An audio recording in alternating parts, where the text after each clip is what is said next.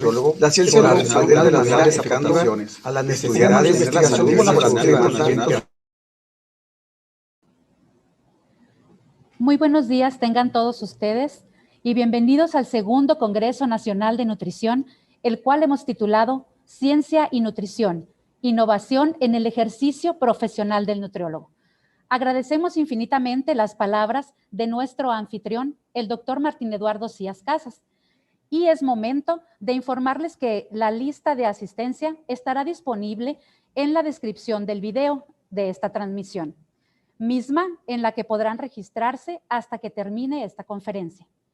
Y también tendremos un espacio para preguntas al final de la ponencia, las cuales pueden colocar en el chat de esta transmisión y serán seleccionadas por cuestiones de tiempo para que sean respondidas por nuestro ponente.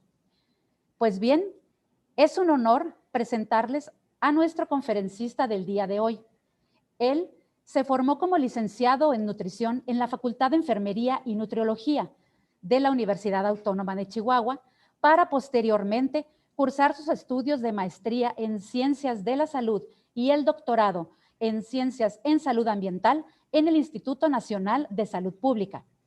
Tiene experiencia en la consulta nutricional privada desde el año 2010 a la fecha. Se especializa en atención nutricia en obesidad, enfermedades no transmisibles y sus factores de riesgo. Desde el año 2013 se ha desempeñado como docente de la licenciatura en nutrición en 3 diferentes universidades, en la Universidad del Estado de Morelos y actualmente en la Universidad Autónoma de Chihuahua. Ha impartido conferencias en el ámbito nacional con diversas temáticas como nutrición y salud humana, nutrición deportiva y educación en nutrición y salud ambiental.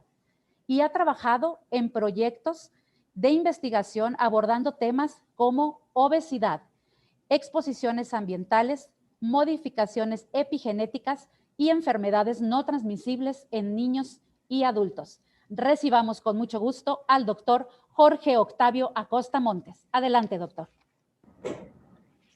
Muchas gracias, muy buenos días. Les agradezco mucho la invitación a este congreso y vamos a dar inicio.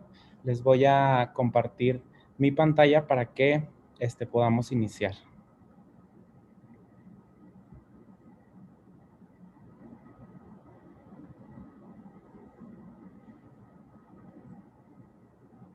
Nada más me pueden confirmar que ya están viendo la pantalla, por favor. Muy bien. Muchas gracias. Bueno, pues la conferencia del día de hoy está titulada Exposiciones ambientales, obesidad y enfermedades no transmisibles. Esto en el marco del segundo Congreso Nacional de Nutrición, Ciencia y Nutrición, Innovación en el Ejercicio Profesional del Nutriólogo.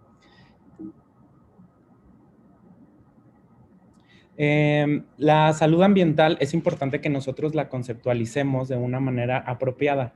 A veces tenemos el concepto o relacionamos el concepto de salud ambiental con simplemente cuestiones de ecología, cuestiones de la naturaleza, biodiversidad, etcétera. Y aunque una parte es importante, es un componente importante, está mejor definida por parte de la Organización Mundial de la Salud como aquella salud que está relacionada con todos los factores físicos, químicos y biológicos externos de una persona que podrían incidir en su salud. Entonces, si nos damos cuenta, engloba todo el contexto y todas las exposiciones de esta naturaleza que pueda tener un individuo durante el ejercicio de su vida cotidiana. La salud no es solamente ausencia de la enfermedad. Ya sabemos que la OMS nos dice dentro de su definición que es un estado de completo bienestar y no solamente la ausencia de la enfermedad. Esta definición de Jan Lebel desde el 2005 me gusta porque engloba mucho lo que es un concepto de salud un poco más integral, en donde dice que está mejor definida como la participación armónica de lo que son todos los recursos del medio ambiente que permiten a los individuos el desarrollo pleno de sus funciones y aptitudes. Entonces, esta participación armónica habla justamente de respetar todos estos procesos de la naturaleza, la demanda de recursos, la manera en la que nosotros vivimos a través de esos recursos que nos da el medio ambiente. En el momento en el que este medio ambiente tiene alguna afectación o dejamos que no se permita la capacidad de resiliencia de la biosfera, podemos entrar en algunos problemas. ¿Qué pasa cuando se pierde esta participación armónica? Bueno, definitivamente nosotros no podemos vivir en un planeta enfermo, ¿no? Si el planeta está enfermo, si hay un desequilibrio en los recursos, también nosotros nos vamos a enfermar como consecuencia. ¿Cuáles son las dos principales consecuencias? La primera es que vamos a comprometer el desarrollo sostenible. ¿Qué estamos hablando aquí? Bueno, que al momento en el que nosotros demandamos más recursos, dejamos menos tiempo para la regeneración de estos mismos en la naturaleza, y esto ahorita vamos a ver cómo va a comprometer la salud de los individuos. Por otra parte, tenemos la generación de exposiciones de riesgo para la salud. La primera de ellas, hablar de desarrollo sostenible y nutrición, hasta hace algunas décadas empezó a ser algo que se incluyó como un concepto en el área de la salud. A veces antes se tenía muy separada la parte de la salud ambiental, de la ecología, de las ciencias naturales, de la parte de la nutrición y la alimentación. Sin embargo, hoy nos damos cuenta que tiene todo que ver. ¿Por qué? Porque la producción de alimentos justamente está siendo cada vez más intensificada. ¿Por qué? Porque somos más personas en este mundo. Entonces, eso se combina con el cambio climático y esto causa una pérdida rápida de la biodiversidad. ¿Qué significa? Que nuestras dietas al final del día tienen que ser también sostenibles. Si nosotros estamos demandando más recursos, eso hace que más parte de la biosfera y de la tierra se utilice para producción de estos. Entonces esto compromete mucho la erosión de los suelos, compromete la deforestación y al final de cuentas eso tiene consecuencias en nuestra salud. Entonces la producción excesiva de estos alimentos es muy importante para lograr mantener un desarrollo sostenible. Aunado a esto, de hecho, tuve la oportunidad de participar en este pequeño artículo en la revista de Conexión Nutrición, justamente en donde se aborda este tema, ¿no? En donde se dice que abordar dietas más sostenibles para el individuo, más saludables para el ser humano, también son más saludables para el medio ambiente. Antes había aproximadamente 600 especies de las cuales nosotros disponíamos de los recursos naturales para alimentarnos, y hoy más del 60% depende solamente de 6. Entonces, estamos hablando que hay muchísima demanda de muy pocos alimentos y eso no permite que haya, por ejemplo, una rotación de cultivos, no permite que haya una producción equilibrada de frutas, de verduras, de cereales, y aparte la demanda que tenemos actualmente, sobre todo de los alimentos cárnicos, vienen a ser también algo que entorpece, ¿no? Y que merma la salud ambiental. ¿Por qué? Porque mantener el ganado también erosiona los suelos, también genera emisiones.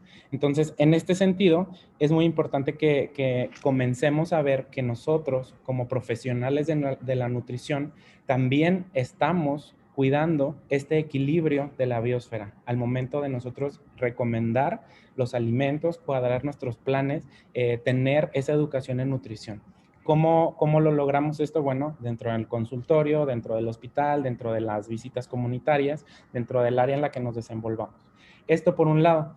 Y por el otro, hablamos de las exposiciones ambientales y la salud. ¿Qué significa esto? Bueno, la contaminación ambiental y las exposiciones químicas, decíamos ahorita que dentro del concepto de salud ambiental teníamos todas aquellas exposiciones químicas, físicas y biológicas. Entonces, cuando tenemos un ambiente enfermo, definitivamente también vamos a tener nosotros exposiciones de riesgo. Entonces, todo lo que se genera en función de este daño al planeta es un tema amplio, ¿sí? Que se ha estudiado ya en las últimas décadas y se ha visto cómo estas exposiciones de riesgo para los seres humanos empieza a incidir en un aumento justo en la incidencia y en la prevalencia de algunas enfermedades importantes. Ahorita, en términos de este tema y de esta conferencia, vamos a hablar de todo lo que está asociado a obesidad, en sí, por ejemplo, a síndrome metabólico, hipertensión, diabetes, y cómo todas esas alteraciones metabólicas ya tienen mucha evidencia detrás, ¿no? Sabemos que, por ejemplo, cuestiones como el sedentarismo, cuestiones como los antecedentes de la primera infancia, sabemos que está ya todo este tratado de los primeros 1000 días de vida, ¿no? Que abarcan desde los 365 días de la concepción, desde la concepción hasta los primeros 2 años. Entonces sabemos que todo lo que suceda en ese periodo va a definir en gran medida la salud del individuo a lo largo de toda su vida, y lo que no se hace en esos primeros 1000 días es prácticamente imposible de recuperar. Sabemos también que dietas hipercalóricas, los antecedentes heredofamiliares, todo eso tiene un impacto sobre las alteraciones metabólicas. Pero ahora vamos a hacer énfasis en todos estos factores ambientales. Estos factores ambientales definitivamente se ha puesto la mira sobre ellos porque pues ya tiene, antes del 2000, principios o como por los 80s, se tenía muy conceptualizado, ¿no? Que una persona, si tenía obesidad, una persona tenía diabetes, tenía hipertensión, se decía, bueno, hay que corregir la dieta y hay que corregir la actividad física. Pero hoy en día ya sabemos que esos dos factores, aunque son muy importantes, no explican en su totalidad la aparición de los desórdenes metabólicos, ¿no? Sabemos que hay muchas otras interacciones en el individuo y con el contexto en el que vive que pueden hacer que estos desenlaces sean diferentes, ¿no? Dependiendo de la persona. Todas las enfermedades, es muy importante que sepamos que todas las enfermedades son multifactoriales. Entonces, dado que son multifactoriales, requieren también de múltiples intervenciones, de múltiples áreas para poder hacer un abordaje más integral. Entonces, este hueco que nosotros vemos aquí, pues deja una pauta a la investigación en muchas áreas que definitivamente hay que seguir abordando y estudiando, y es por eso que tiene lugar este tema, ¿no? Hablando específicamente de lo que son las exposiciones ambientales y enfermedades no transmisibles, ¿sí? Que es lo que ahorita vamos a abordar, pues sabemos que estas exposiciones ya hay evidencia de que aumentan el riesgo de obesidad, de enfermedades no transmisibles y de otras patologías que ya han sido ampliamente estudiadas en algunas décadas. ¿Por qué es tan importante y por qué hago énfasis en esta parte de cuidar los recursos y que la erosión de los suelos y la contaminación del aire? Bueno, ¿por qué? Porque justamente esta contaminación atmosférica, es decir, el hecho de que una persona esté respirando aire contaminado, ¿sí?, aumenta su riesgo para enfermedades cardiovasculares, por ejemplo. Entonces, ya no solamente estamos hablando de la alimentación que tiene el sujeto, ya no solamente estamos hablando si tiene una vida sedentaria o no, ya estamos hablando de el aire que respira. Entonces, estas enfermedades y estas exposiciones que pueden estar presentes en la atmósfera en donde el individuo se está desarrollando, si nosotros ahorita pensáramos en aire contaminado, tal vez se nos viene a la mente Ciudad de México, tal vez se nos viene a la mente grandes metrópolis, ¿no?, del país. Sin embargo, ya hay evidencia de que hay muchos lugares que tienen altos niveles de concentración atmosférica. El problema es que, por ejemplo, en lugares como Ciudad de México, pues se tiene el sistema de monitoreo atmosférico en donde podemos saber las concentraciones de los contaminantes criterio, pero hay otras ciudades que no lo tienen. Entonces, vivimos en la incertidumbre de qué tan contaminado está, porque ya no podríamos hablar que hay un lugar, alguna ciudad, por ejemplo, en donde hay contaminación cero o donde podamos respirar aire totalmente limpio. Simplemente están las ciudades en donde no sabemos la concentración de estos contaminantes. Entonces, los principales contaminantes oxidantes son varios los contaminantes criterio. A estos se suman el óxido de azufre, el dióxido de nitrógeno, pero dos muy importantes que les quiero hablar en este momento es del material particulado.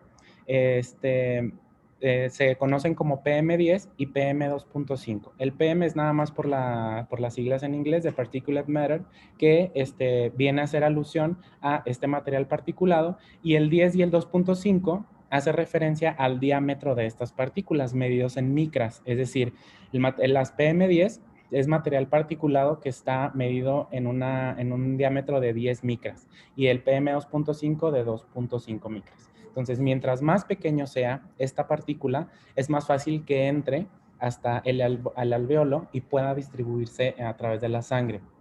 ¿Cómo se definen este material particulado? Bueno, es una mezcla de compuestos microscópicos en forma de líquidos y sólidos que están suspendidos en el aire. Entonces yo salgo al exterior, respiro y eso entra por mero proceso de respiración. ¿De qué están constituidas? Bueno, principalmente por metales, por compuestos orgánicos, por material de origen biológico, por iones, por gases reactivos. Entonces no lo podemos ver porque es muy pequeño, pero todo eso está entrando al organismo. El ozono es otro contaminante criterio también, pero se forma a partir de la atmósfera, de una reacción que se tiene con los óxidos de nitrógeno y en combinación con la luz solar se empiezan a formar este compuesto que son 3 moléculas unidas de oxígeno. ¿Cuál es el problema con esto? Bueno, el material particulado ya se ha descrito como estos dos, por las capacidades oxidantes que tienen al momento de entrar en el organismo, estas características bioquímicas que tienen, les ayudan a que penetren hasta las células del sistema cardiovascular. Entonces, cuando se absorbe, a través del tracto respiratorio, llega a la sangre y entonces hay una afectación en la vasculatura cardíaca, se han reportado arritmias, se ha reportado reducción de la contractilidad de los miocitos, se ha reportado una disminución del flujo de la sangre coronaria, vasoconstricción arterial aguda en sujetos sanos. Ni siquiera estamos hablando de personas que tengan que tener alguna afectación o alguna patología previa. Estamos hablando de sujetos que pueden estar sanos y que esta simple exposición ya puede estar generando modificaciones en el sistema cardiovascular.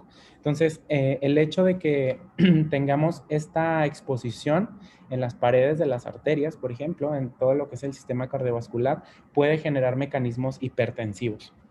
Entonces, esto al final de cuentas lleva a un aumento en la presión sanguínea y altera la función vascular. Esto en cuanto a los mecanismos descritos para hipertensión. De igual manera, hay mecanismos descritos para las dislipidemias, es decir, también al perfil lipídico. También en el perfil lipídico se tienen consecuencias por la exposición a material particulado y ozono. Entonces, el daño por el aumento de la infiltración de los macrófagos, acuérdense que cuando entran todas estas sustancias extrañas al organismo, empieza a trabajar lo que es el sistema inmunológico. Estoy hablando a grandes rasgos. Entonces, hay un fallo en la función de la polipoproteína E y una disbetalipoproteinemia. Entonces, esta falla en la función de la polipoproteína E empieza a generar también un daño directo en el aumento del colesterol LDL y en los triglicéridos en la sangre. Entonces, esto ya nos está llevando a tener un perfil metabólico alterado solamente por la exposición a estos agentes oxidantes que se encuentran en el aire. Recuerden que estamos hablando ahorita específicamente de lo que es las PM10, sobre todo las 2.5 y del ozono. Entonces, se han hecho estudios toxicológicos, estudios epidemiológicos y hablan justamente sobre todos estos mecanismos inflamatorios que provocan. Recuerden, por ejemplo, que en padecimientos como la obesidad, ¿no? Personas que tienen obesidad presentan una inflamación crónica, es decir, el hecho de tener una acumulación excesiva de tejido adiposo en el organismo ya le confiere al individuo tener niveles de inflamación. A pesar de que estos niveles de inflamación no son tan altos, el problema aquí es que son constantes, es decir, se mantienen durante mucho tiempo en el sujeto. Estos mecanismos inflamatorios se mantienen a través del tiempo y esto a la larga va generando complicaciones, va generando un aumento de sustancias justamente proinflamatorias, el factor de necrosis tumoral, interleucinas, citoquinas, etcétera. Y esto al final de cuentas genera estrés oxidativo, hay un daño en el ADN de la mitocondria y esto también va generando una disminución vascular endotelial. Entonces, hay que tener muy claros todos estos procesos porque cuando nosotros decimos la obesidad y el sobrepeso son factores de riesgo para enfermedades crónicas, pues justamente esta es la razón. Estamos hablando principalmente de una mediación de mecanismos inflamatorios. Entonces, todo lo que le confiera una inflamación adicional o lo que desate mecanismos inflamatorios de manera adicional, como lo son estos, y que aparte tienen la capacidad de dañar las células del endotelio, de ir directamente, por ejemplo, en este caso, al fallo de la función de la polipoproteína, pues estamos hablando de un problema que ya no podemos estar dejando de lado y es importante que abordemos de manera integral para lograr explicar en mayor proporción los problemas que estamos viviendo hoy en día en México, ¿no? Como son las enfermedades no transmisibles, como es la obesidad, etcétera, ¿no? Entonces, en esta parte de contaminación atmosférica, para que no nos quedemos solamente con lo que yo les estoy diciendo, cito algunos artículos importantes aquí. Ya existe la comisión de Lancet de lo que es la contaminación y salud. Es toda una serie de artículos muy importantes que hablan acerca de diferentes contaminantes ambientales y cómo se relacionan estos con la salud. Entonces, en este mismo sentido, se empieza a abrir como esa línea de investigación y hay muchos artículos que nos hablan, por ejemplo, del material particulado en el aire y enfermedad cardiovascular. Entonces, esto es un artículo de actualización de la Asociación Americana del Corazón. Entonces, así como esto, hay otros artículos, por ejemplo, que nos hablan específicamente de lo que es el aire contaminado, ¿sí? La contaminación ambiental, específicamente habla del material particulado y enfermedades cardiovasculares, como ya hay también descritos, así una parte de la que les mencionaba hace un momento, de los mecanismos de cómo la contaminación ambiental y el material particulado afectan a todos estos procesos de enfermedad cardiovascular.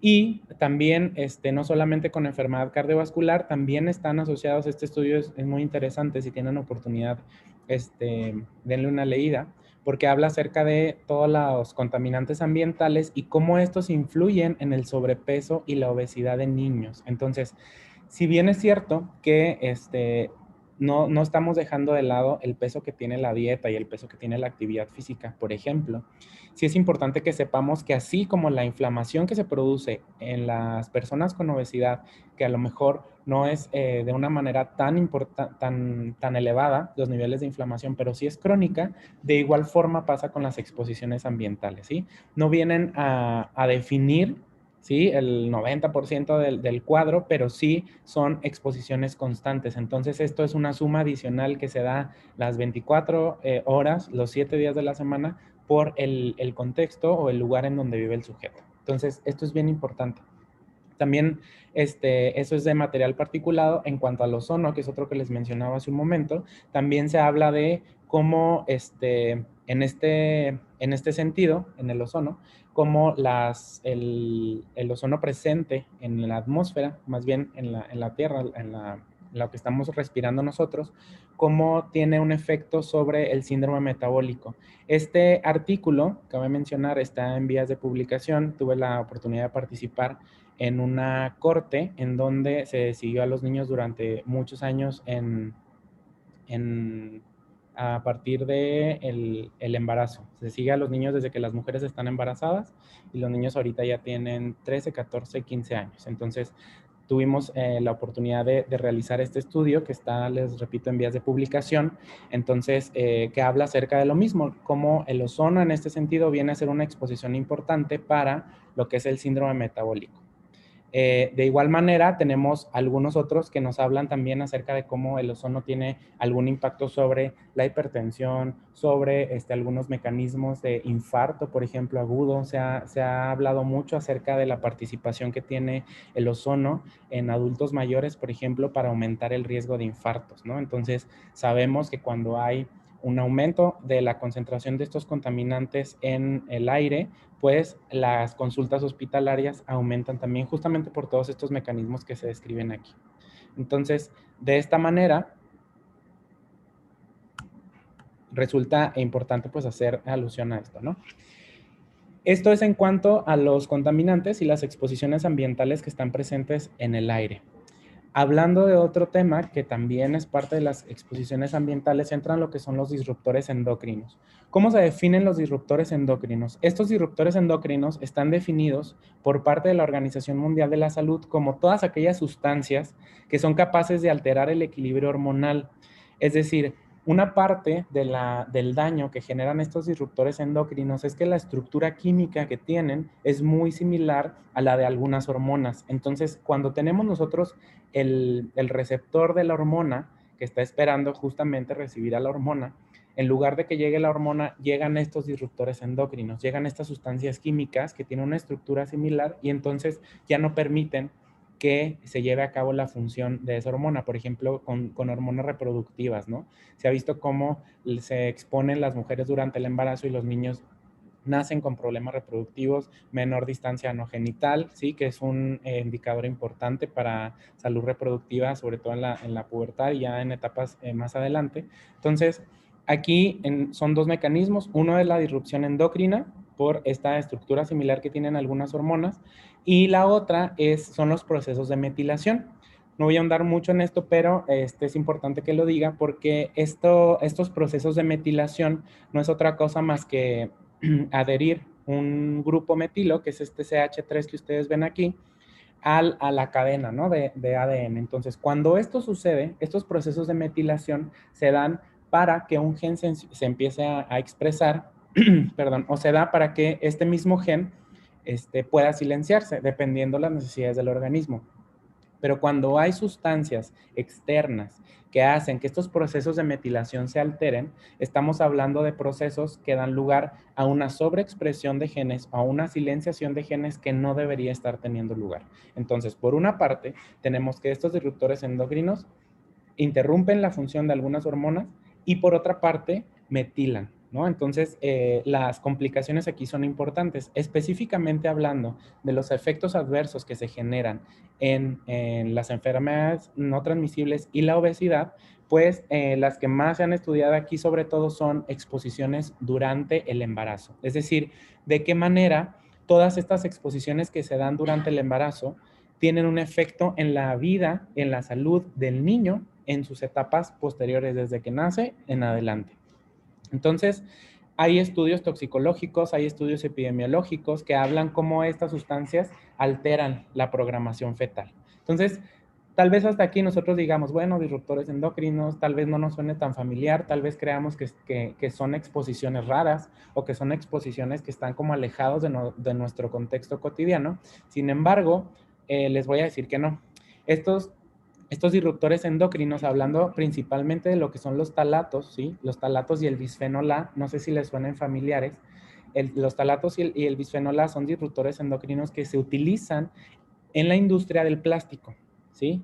Entonces, estos talatos y este bisfenol A se utiliza para hacer más maleable el plástico. Entonces, casi todo el plástico, todo lo que contenga plástico en su elaboración, es muy probable que contenga talatos. No sé si han visto incluso que ya hay muchos productos que hacen énfasis y dicen libre de bisfenol A, por ejemplo, ¿no? Libre de talatos. ¿Por qué? Porque ya se sabe desde hace mucho tiempo de los efectos dañinos que tienen en la salud. Hablando específicamente de las mujeres embarazadas, pues se han hecho estudios aquí en México, ¿sí? Acerca de todas las fuentes de exposiciones que tenemos. Si yo les hablara, por ejemplo, de un país como Europa, ya desde hace 20 años está regulado el uso de estos químicos en los productos, sobre todo que van dedicados a niños, ¿no? En chupones, en mamilas, en mordederas, en juguetes, en sonajas, etcétera.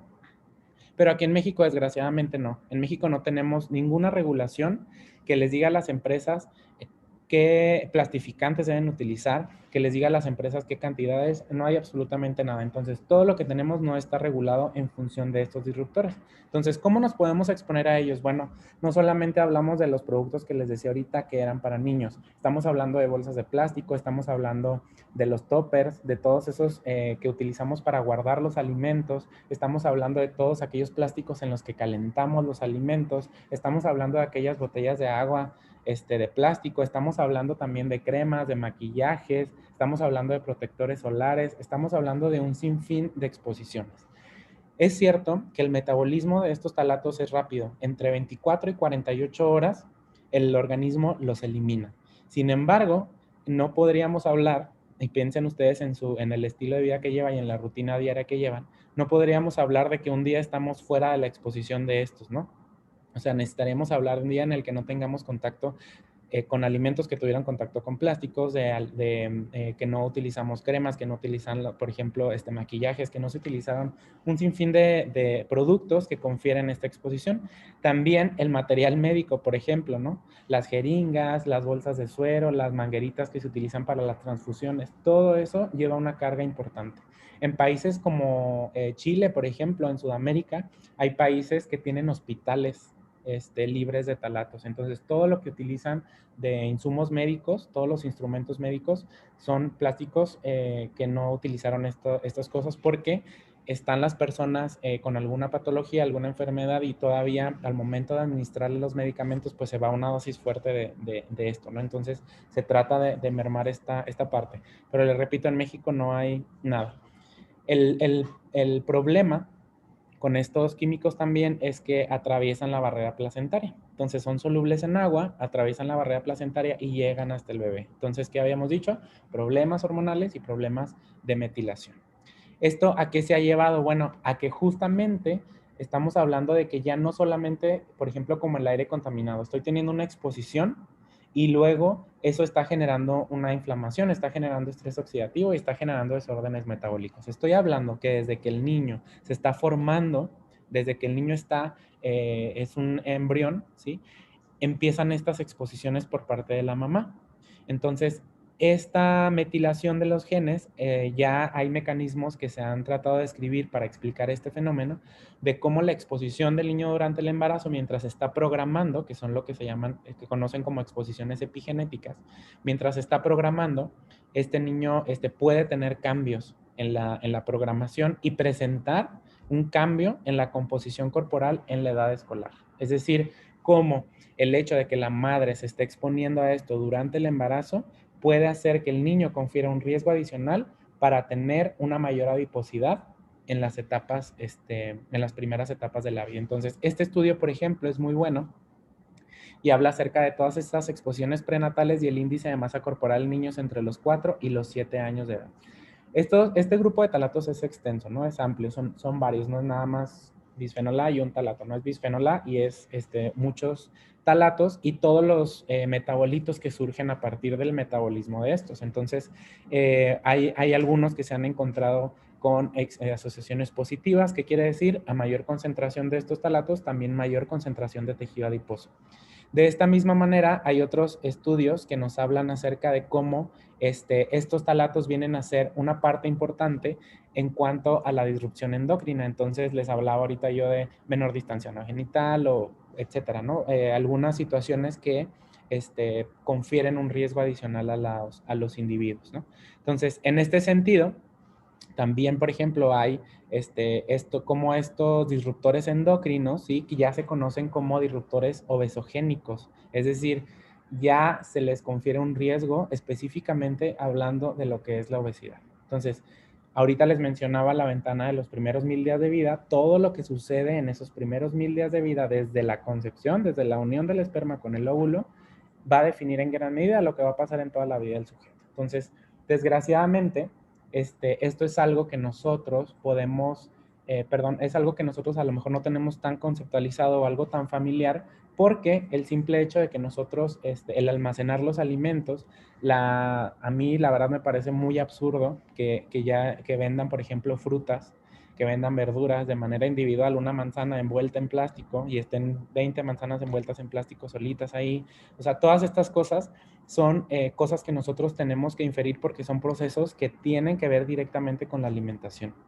Entonces, también en este mismo sentido, está ahorita en vías de publicación este artículo que tuve la oportunidad de participar, en donde hablamos justamente sobre la modificación de la asociación de la exposición de los talatos durante el embarazo y el porcentaje de grasa, ¿sí? Ya no estamos hablando solamente de un índice de masa corporal, sino ya específicamente del porcentaje de grasa, es decir, el tejido, la cantidad de tejido adiposo que tiene el sujeto. Se han encontrado, que es algo que encontramos nosotros también, diferencias por sexo.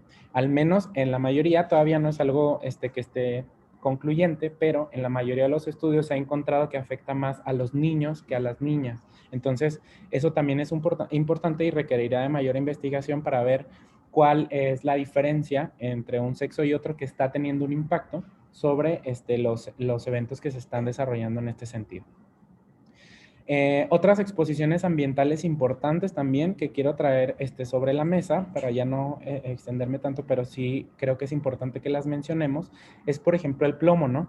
El plomo es un metal, ¿sí? Que puede afectar casi a todos los órganos y por consiguiente a todos los sistemas del cuerpo. Entonces, el más sensible de estos es el sistema nervioso, tanto en niños como en adultos. Entonces, ¿por qué lo traigo sobre la mesa? Porque produce un pequeño aumento sobre la presión sanguínea también. Puede alterar lo que es la tensión arterial. También otros eventos que se han visto es que puede causar anemia, puede dañar seriamente el cerebro, los riñones. Y hablamos otra vez de las mujeres embarazadas. Cuando las mujeres embarazadas están expuestas a estos niveles de plomo, puede ocurrir una pérdida del embarazo. Y en los hombres, altos niveles de exposición a plomo pueden alterar la producción del esperma. Entonces, si se fijan aquí, plomo, la exposición a plomo también se ha asociado, por ejemplo, a disminución de capacidades cognitivas, a menor puntaje en el IQ, cuando la mujer está embarazada y se expone a esto. ¿Cuáles son las principales fuentes de plomo aquí en México?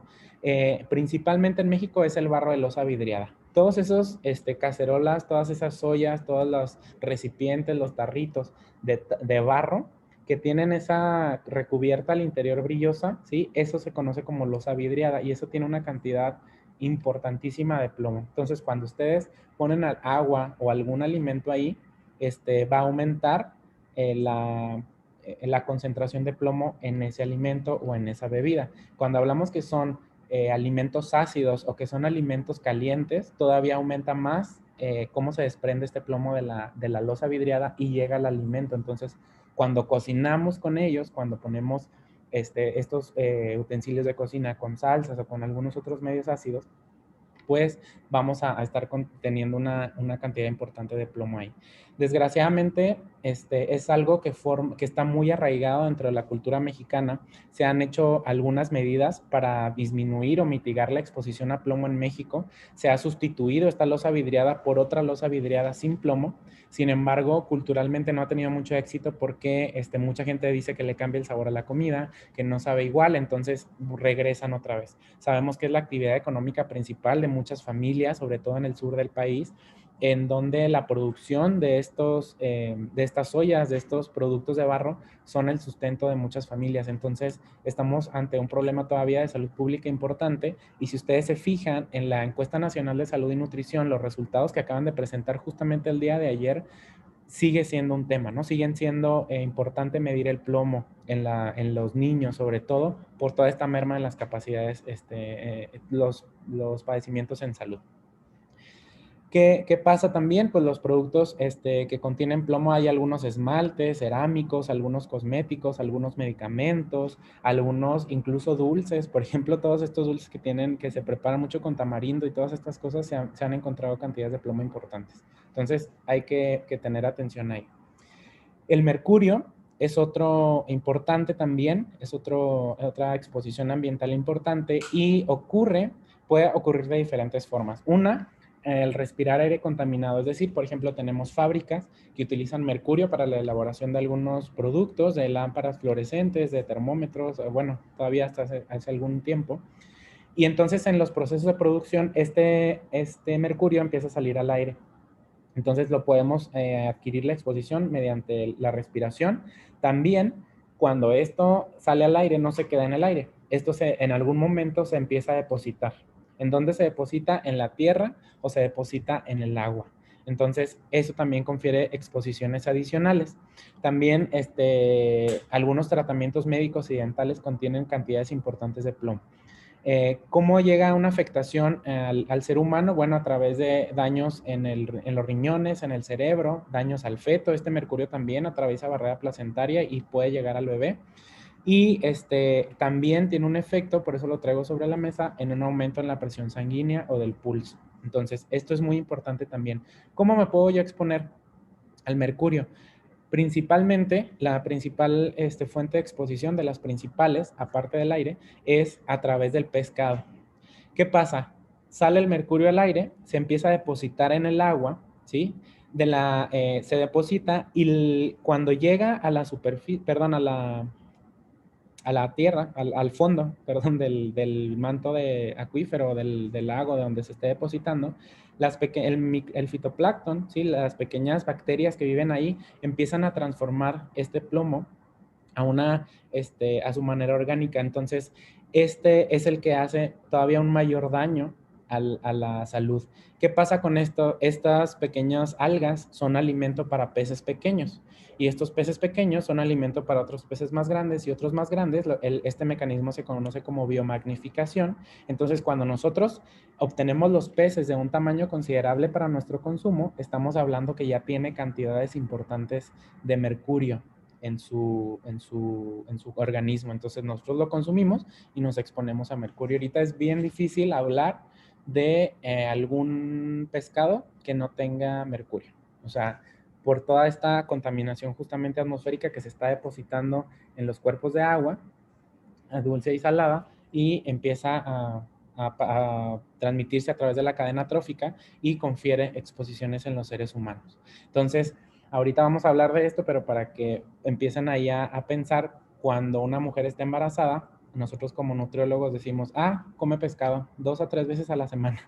Entonces, si nosotros no tenemos este abordaje integral y creemos que esta parte de las exposiciones ambientales y la salud ambiental es ajena al ejercicio del nutriólogo, les pongo ese ejemplo clarísimo, ¿no? Entonces, ahorita lo vamos a abordar más a detalle, pero es importante que vayamos teniéndolo en cuenta. Y por último, quiero hablarles de lo que son los pesticidas, ¿no? Esto todo que ver con la alimentación, por obvias razones. El problema aquí es que todo es un ciclo, ¿sí? Todo es una cadena. Estamos nosotros demandando más alimentos, es necesario producir más, por lo tanto, y en este afán de producir más y producir mejor, entre comillas, pues atendemos a ciertas sustancias químicas para disminuir las plagas, para mejorar la salud de los vegetales, de las frutas, de los árboles, etcétera. Y esto definitivamente va a conferir una exposición a los seres humanos. Entonces, esto tiene múltiples efectos a la salud, pero dentro de ellos entran algunos problemas respiratorios, problemas como el cáncer, enfermedades neurológicas, trastornos en la memoria, etcétera. Entonces, es muy importante también que nosotros como profesionales de la salud y nutrición nos fijemos de dónde estamos obteniendo nuestros alimentos, a partir de dónde se está obteniendo esa fruta, esa verdura, dónde vamos a recomendar al paciente que consuma, ¿sí? Por eso esta parte que se ha traído ya, sobre todo últimamente, de consumo local, sí apoya la economía local, sí es mucho mejor, pero hay mucho menos probabilidad de que se utilice esta gran cantidad de pesticidas. No están exentos, pero sí es menos probable. Entonces, no está de más que nosotros siempre tengamos en cuenta tomar todos los elementos que estén a nuestro alcance para tomar mejores decisiones en cuanto a los alimentos que consumimos. ¿Por qué? Porque es algo que estamos haciendo por lo menos 3 veces al día, ¿no? Entonces, esto todo que ver también con nuestro ejercicio. Entonces, esta imagen me llama mucho la atención y me gusta mucho porque al final del día ustedes saben todo el equipo de seguridad que se tiene que utilizar para administrar estos pesticidas, fungicidas, plaguicidas. Y pues esta imagen lo dice todo, ¿no? Al final del día, ¿qué estamos haciendo entonces para que una vez que la fruta, la verdura, el vegetal lo absorbe y se queda en él, qué estamos haciendo para no exponernos, ¿no? Al final de cuentas estamos totalmente expuestos a ellos. Entonces, algo que me gusta mucho tocar cuando hablo de la combinación de estas disciplinas de la salud ambiental y las ciencias de la nutrición es decir que el mundo actual exige nutriólogos sin anteojeras. No sé si sepan qué son las anteojeras, pero si no, les pongo aquí un ejemplo. Son estos aparatitos que les ponen a los caballos, ¿sí? Para que cuando están sobre todo en el arado, para que no que no vean otra cosa más que el camino, ¿no? Entonces, estoy hablando de que sí es muy importante formarnos en el área clínica, que es muy importante nutriólogos que se formen para prestar servicio en un hospital, en un consultorio, pero también estoy hablando que es momento, ya desde hace algunos años, los procesos salud-enfermedad nos están exigiendo a nosotros como nutriólogos que ampliemos ese panorama, que ya no seamos nutriólogos solamente que digamos esta dieta y esta actividad física y se acabó, ¿no? Sino que hay mucho más allá. Desgraciadamente, este aumento de la población está demandando un deterioro, como habíamos dicho, en la biosfera, y esto nos confiere múltiples exposiciones que ni siquiera a veces somos conscientes. Entonces, En este sentido, los nutriólogos de hoy debemos ser mucho más que solo saber cuadrar planes de alimentación, ¿sí? O sea, qué bueno, que está bien, definitivamente tenemos que saber cuadrar, saber qué hacer, diagnósticos clínicos, tenemos que dar un abordaje profesional al paciente, siempre basado en evidencia, pero tomando en cuenta todas las recomendaciones que giran alrededor. Si yo me quedo solamente con decirle al paciente, súbete a la báscula y te mido y te peso y entonces te doy tu dieta y a ver cómo le haces, me estoy viendo muy limitado dentro de mi ejercicio profesional. Porque ahorita estamos hablando, es de vital importancia, y con esto voy a concluir, poner atención en los diferentes factores de riesgo de las nuevas investigaciones. ¿Qué pasa? Les decía ahorita, bueno, la recomendación principal es aumentar en gran medida el consumo de pescado, ¿no? Porque tiene muchos ácidos grasos poliinsaturados que van a ayudar al desarrollo del bebé. Entonces, consuman pescado, pero bueno, nos estamos fijando en las exposiciones a mercurio. No hacemos recomendaciones acerca de cómo almacenar nuestros alimentos, ¿sí? Recomendar, por ejemplo, algún material como vidrio, y el plástico sabemos que ahorita está presente en muchas, hasta las palas ya con las que cocinamos en el sartén, se someten a calor, en que calentamos nuestros alimentos en el microondas, exposiciones al plomo en la loza vidriada. Entonces, todo esto tiene que ver con nuestro ejercicio y tenemos que ser competentes también para esto. El papel del nutriólogo también juega un papel fundamental, por lo tanto, en la mitigación de estos daños, ¿no? Sobre todo en la salud materno-infantil, que es muy importante y sabemos que es la clave. Hoy en día ya hay suficiente evidencia para saber que cuidando la salud materno-infantil y a la vez la del niño dentro de los primeros 1000 días de vida, tenemos gran parte del éxito para asegurar generaciones futuras más saludables. Un nutriólogo con estos conocimientos definitivamente es un nutriólogo capaz de abordar problemáticas actuales en salud. Ya vimos el efecto que hay de estas exposiciones en enfermedades crónico-degenerativas, en la obesidad, ¿sí? En indicadores en el perfil lipídico y en otras enfermedades que también son importantes. No quise andar mucho en ellas porque el tema era obesidad y enfermedades no transmisibles, pero sabemos que cáncer, sabemos que enfermedades, disminución de la capacidad cognitiva, IQ, etcétera. Entonces, sí, dejo sobre la mesa todo esto para que nosotros comencemos a reflexionar, comencemos a ver hasta dónde podemos incidir. Dejemos de tener ese pensamiento que solamente estudiamos para sentarnos en un consultorio y decirle al paciente qué debe consumir y qué no, que es igual de importante, pero hay que abrir nuestros panoramas, porque aún en esa consulta, aún en ese hospital, nosotros podríamos estar mejorando la salud del paciente a través de la mitigación de exposiciones ambientales de todas estas, por estos medios que estuvimos platicando. Entonces, les dejo eso sobre la mesa y agradezco mucho su participación, agradezco mucho que estén presentes en la conferencia, espero les haya sido enriquecedora, les haya abierto por lo menos el panorama y si todavía son estudiantes, pues que vean otra área importante que necesita definitivamente de nutriólogos, y si no, pues si ya están ejerciendo, que integren este tipo de prácticas y de recomendaciones dentro de su consulta. Nosotros somos agentes muy importantes de cambio en el estilo de vida del sujeto. Y eso no solamente es decirle al sujeto, deja de comer chatarra y consume frutas y verduras. Va muchísimo más allá. Entonces, agradezco. Sé que va a haber ahorita una sesión de preguntas y respuestas, pero de igual manera, si tienen algún contacto, les dejo aquí mis redes sociales para que puedan, si necesitan alguno de los artículos que vieron, si quieren que se los compartan o cualquier cosa, quedo totalmente a la orden. Agradezco a la Universidad Autónoma de Chihuahua a través de la Facultad de Enfermería y Nutriología por la invitación y pues hasta este momento es todo.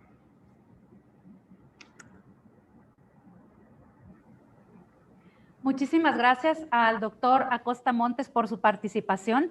Su tema sin duda es de mucha relevancia y estoy segura, doctor, que ha tenido un aporte muy importante a este congreso. Antes de terminar la transmisión, le voy a leer algunas preguntas que nos están haciendo a través del chat, como bien lo mencionó el doctor, y voy a comenzar con la pregunta que hace Adrián y dice, ¿hay evidencia que haya algún tipo de reacción o afección en el cuerpo en cuanto a los alimentos modificados genéticamente? Sí, bueno, evidencia va en muchos sentidos, sí, dependiendo de lo que estemos hablando, pero sí hay. Te pongo un ejemplo. Hablando, por ejemplo, de estas exposiciones a las aflatoxinas que son producidas a través del hongo que se produce en el maíz, se sabe que la mayor cantidad de aflatoxinas, o más bien el maíz que tiene una mayor concentración de estas por la facilidad que tiene para que se produzcan estos hongos, es en maíz transgénico. Es en todo el maíz importado y en todo el maíz que ha sido modificado genéticamente. Situación que no se ve en el maíz, por ejemplo, nativo aquí en México. Toda la riqueza de diversidad de maíz que tenemos aquí, del de colores, el azul, el morado, todos estos, se ha encontrado que tienen cantidades muchísimo menores, muy mínimas, de estas aflatoxinas en comparación con los que ya fueron modificados genéticamente. Entonces, les digo, todo es un ciclo. Estamos demandando más y estas prácticas que estamos teniendo para aumentar la producción de recursos, definitivamente está teniendo algunas consecuencias que a lo mejor no estamos viendo ahorita, pero estoy seguro que dentro de algunos años van a empezar a salir porque los efectos sobre todo son crónicos, ¿no? Estamos hablando de cáncer, estamos hablando de enfermedades no transmisibles, entonces sí hay evidencia de eso, ese es un ejemplo, pero como bueno, también hay diferentes formas, ¿no? En las que podemos nosotros clasificar los alimentos que son modificados genéticamente y en función de esto también hay diferente evidencia, ¿no? Que respalda qué tan seguro o qué no tan seguro es, pero ya hay grupos, ya hay líneas de investigación dedicadas en esta línea.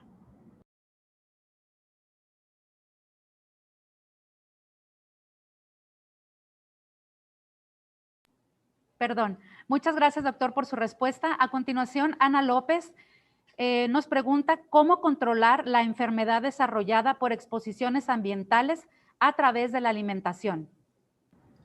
Muy bien, mira, pues todos nosotros como tenemos, obviamente nos dedicamos a hacer recomendaciones nutricionales, recomendaciones en cuanto a la alimentación.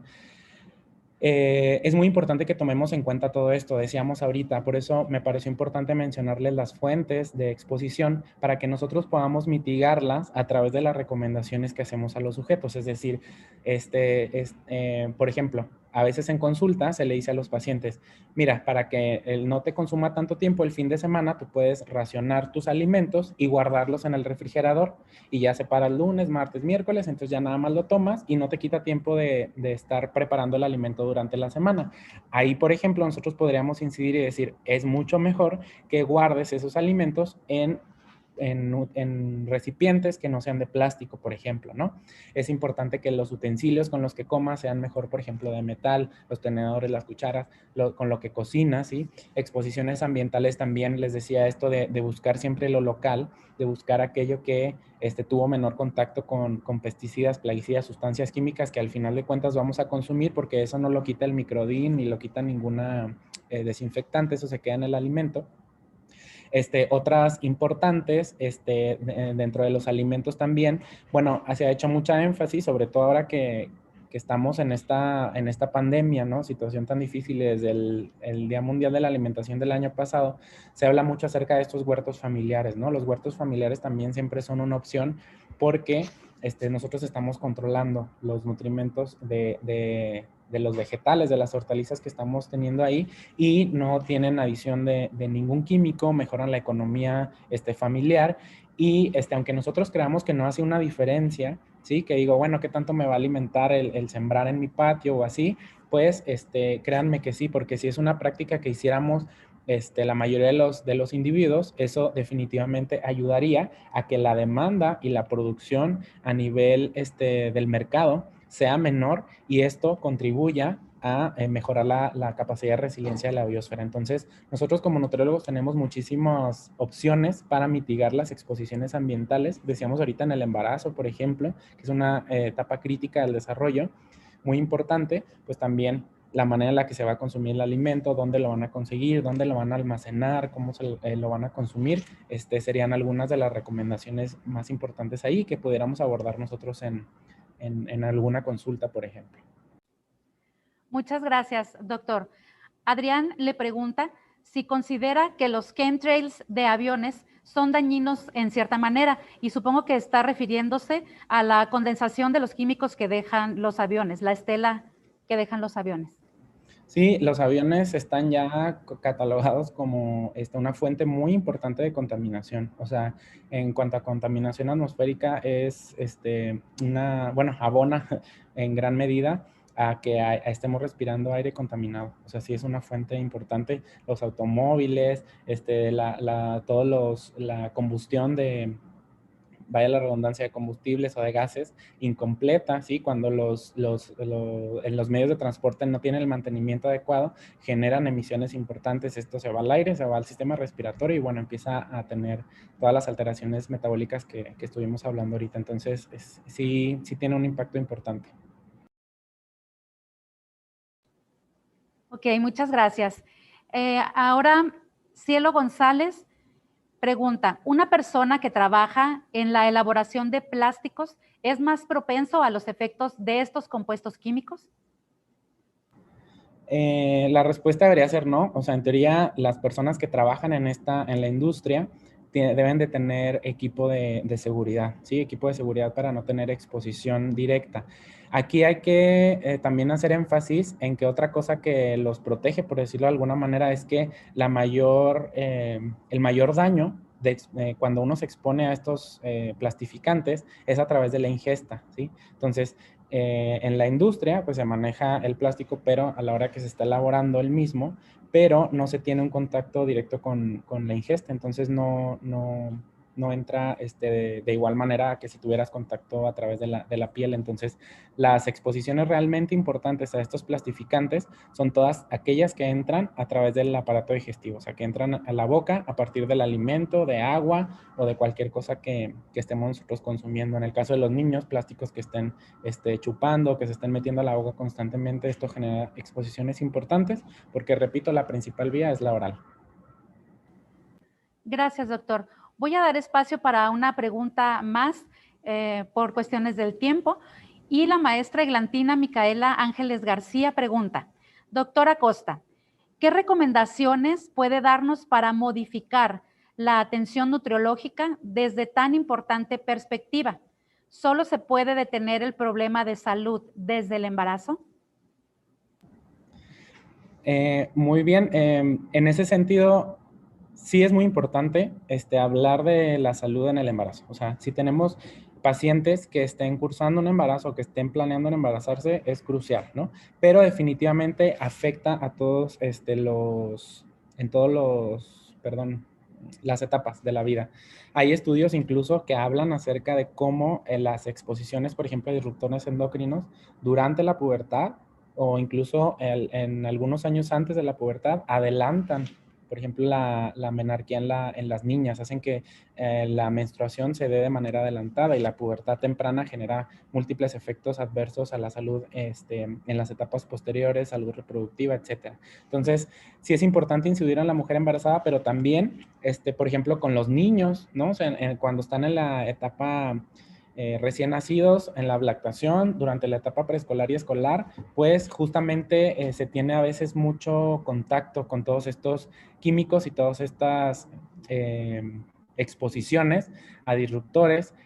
Hablar, por ejemplo, de aire contaminado, creo que eso es todo un tema porque pues es algo que en realidad, ¿cómo evitamos? ¿No? Necesitaríamos salir con mascarillas, pero de protección para gases justamente que filtren el aire para no estar expuestos a estos. Entonces, definitivamente, aquí qué podemos hacer también en la consulta nutriológica, si sabemos que el individuo tiene prácticas de riesgo, por ejemplo, a sustancias oxidantes, hay que cuidar mucho que la dieta le aporte una cantidad importante de antioxidantes también, ¿sí? O sea, el consumo de antioxidantes se vuelve muy importante y se vuelve algo fundamental dentro del plan de alimentación de personas que están expuestas a altos niveles de contaminante, de pesticidas o de algunas sustancias químicas que empiezan a generar estrés oxidativo en el organismo y que al final resulta en inflamación.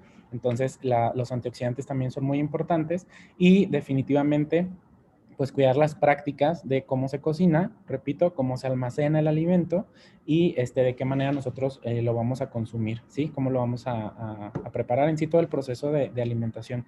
Es muy importante, y hago énfasis en esto y repito, que lo empecemos a incluir dentro de nuestra consulta. Hay que informarnos, hay que leer más, hay que ver de qué manera nosotros podemos ir implementando todas estas medidas porque va en función del contexto del sujeto, ¿sí? Así como todo es individualizado, también es importante que tengamos en cuenta estas exposiciones que le confiere el estilo de vida del sujeto para hacerle recomendaciones individuales en función de las exposiciones que podamos nosotros detectar ahí. Pues muchas gracias, doctor, por todas sus aportaciones. Y antes de finalizar esta transmisión, voy a dar lectura a la constancia que extiende nuestra universidad por su participación.